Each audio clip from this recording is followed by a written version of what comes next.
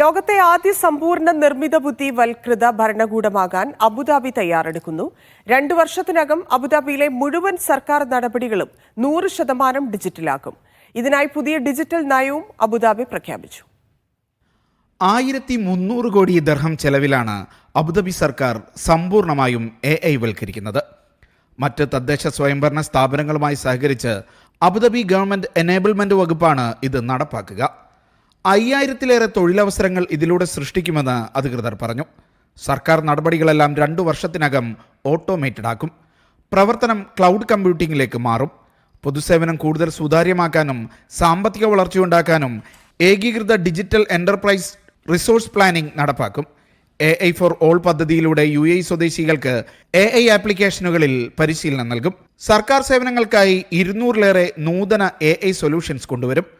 Cyber സുരക്ഷാ മാനദണ്ഡങ്ങൾ ഉറപ്പാക്കാൻ ശക്തമായ ഡിജിറ്റൽ മാർഗനിർദ്ദേശം പുറത്തിറക്കുമെന്ന് അധികൃതർ പറഞ്ഞു.